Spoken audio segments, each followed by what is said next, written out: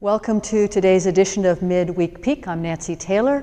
I am hosting with my colleague Shawn talking today about what ministry has been like since this pandemic struck. Hope you enjoy our conversation.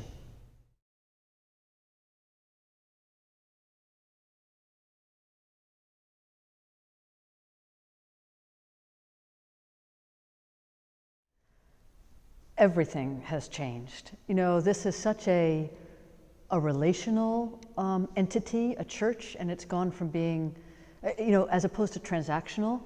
And this building, I know the church is not the building, but the building has gone from being a hive to being a tomb, and to being a recording studio and set for worship, which feels very, very strange to me.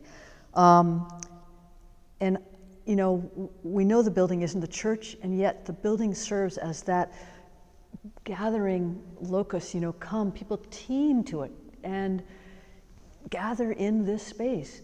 That isn't happening now. And I think the other thing I would say is how people's security has been shaken. Everyone feels much more as if everyone's kind of on the edge right now. Anything can happen. Yeah. I find that ministry is much more intimate now than it had been before March. Intimate for worship leaders because we are looking into the camera and, in theory, looking into people's eyes, into their faces. We are in people's homes, whether they're wearing their pajamas or their Sunday best. And when we have small groups and committees and meetings, we're all looking at each other's faces in each other's homes. There's something quite intimate about that, right? To be able to look at someone's face and not get lost in architecture like you would in church, or be able to look off to the side, but to look right in someone's eyes. It's an added benefit in some ways to this style of worship. We've also seen each other's living rooms and basements and backyards and each other's cats and dogs and children. And we've been at meetings where people are in the kitchen making dinner, and it is very intimate, very personal, very sweet in some ways. It is sweet. I also find myself in the beginning of this making sure my background looked well kept, that Josh was in the kitchen and I was on the third floor.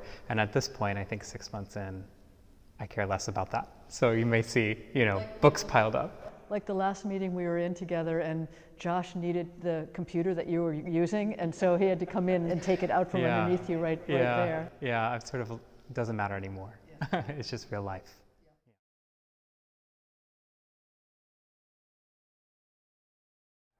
I have found that the computer is now our pulpit, our chancel, communion table. It is the couch by which we engage in pastoral care. It is the coffee shop in which we would have greeted and gotten to know a newcomer. It is the central item that we use in Christian ministry now. While the computer obviously was always very important, we do a lot of emailing as modern day Christians. This has become so central to my week. Everything is based on this computer. That's what I was going to say. So for me, the shift is everything is Zoom meetings, production schedule, and an empty church, a mostly empty church, and spending a lot of time alone, a lot more time alone. Everyone's spending more time alone. For some people, they're happy as clams, but not everybody. I think there's a sense of deprivation of relationship and community and conversation.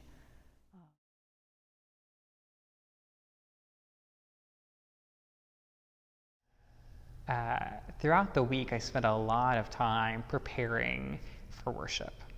And I always did that. I always loved taking time to ready the chapel for jazz worship, to fit as many candles as I could on the ledges of the windows, to set the communion table for Sunday morning. I really enjoyed preparing for worship, writing my words, etc. But now I spend even more time, right? I am making sure the tripod is even, that the lighting is right, that the sound is working. I am trying to think through with you and other colleagues, where's the best location in the church or in the world to record this? What creative thing can I do with video editing software for children's messages? I spend a lot of time preparing for worship, recording worship. I have to admit that live in-person worship, you would say the prayers you wrote or deliver the sermon that you wrote, and you lived with whatever you said. If you got tongue-tied or you missed your place in reading, you just kept going. It was no big deal. I am finding that I am so vain that I record a piece for worship, I watch the piece for worship, I re-record the piece for worship. Sometimes it's innocent. I have delivered my sermon or my prayers just perfectly, and I go to look at the tape and realize that there's something in my teeth, or that a candle blew out behind me, or my hair is messed up, and I want to redo it. Other times I'm just vain and I want to say something differently with a different emphasis, and so I find myself spending a lot of time with my camera, reviewing tapes and re-recording. And for so much of what we do as worship, for instance, it is intentionally a symbiotic undertaking. So there's give and take, there's interaction, there's action and reaction, and we don't get that. It's, or somebody sings a beautiful song, and if they're in the church together, you can see the tears down people's eyes or the laughter released. We don't get to experience that in virtual worship. And strangely, the chat feature has become a most significant portion or player in public worship, because it's sort of like, is anybody out there? And all of a sudden the chat feature, they are there. We are distant, but we are assembled. We're gathered together in worship. Yeah, the chat feature is one of the most exciting thing that I look forward to every Sunday. Of course, I have seen worship in forms of a draft. Thursday, I see that on Wednesday evening, as you do, and on Sundays, I see that on Friday. So I know what's going to happen in worship, but what I'm most excited for is to see who is showing up and what do they have to say.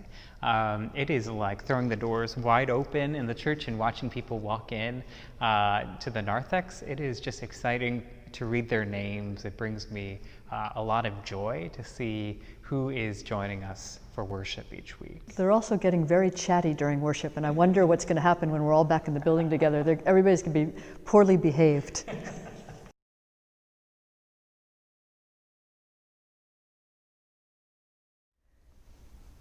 Yeah, there are some learnings, and some of it goes back to your earlier statement about intimacy. I feel like we've had more conversations with our, in every board committee and task force that we've had meeting in the community hours.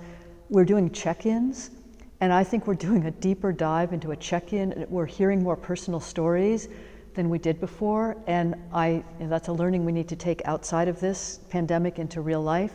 And that's true for my own personal family life. We are now meeting the Taylor family by Zoom every Wednesday at 6 p.m. So I am having conversations with my brother, my sister, their families, my nephews, and my mom every week. And we didn't check in, we all checked in with each other, but not together. And, I hope we're going to maintain this. This has been really good for our family. I would also note on a personal level that I am surprised at how much I enjoy children's messages. You and my colleagues know that when this pandemic began, I was afraid and hesitant to do a children's message. I don't know why, but I was just very nervous about it. And it turns out I actually enjoy it. I enjoy figuring out a new way of creative effects that will help tell the Christian story to a younger audience. And I actually find that those children's sermons speak to me as much as I hope that they speak to the children. Yeah, I think the adults are liking them just as well.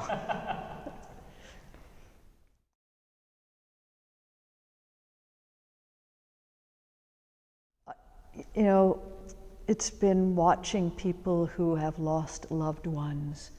It's how do you grieve? How do you touch the person who's dying when you're socially distanced because of this pandemic? It's the lack of gathering, you know, a small constrained funeral, everybody's masked, nobody can hug. I mean, this is exceedingly painful. I think my heart is broken, particularly for those who have lost loved ones during this, or who have loved ones in nursing homes or hospitals, and they can't get there, they can't touch them. This is exceedingly painful. The Christian life is centered around touch. We share the bread and cup, we exchange peace, we lay hands on the ill or on the ordained, we wash feet, right? There's a lot of touching in the Christian life. And so to be present at these pastoral moments of burials or weddings and see life so choreographed to be safe, but also to eliminate any chance of touch has been really hard. I think we need touch as humans. It's an essential part of who we are. It feels good. Psychologists say we feel less anxious when we get a hug, right? We need touch. And so to remove touch from a grieving process at a burial or the celebration at a wedding, it's really quite heartbreaking.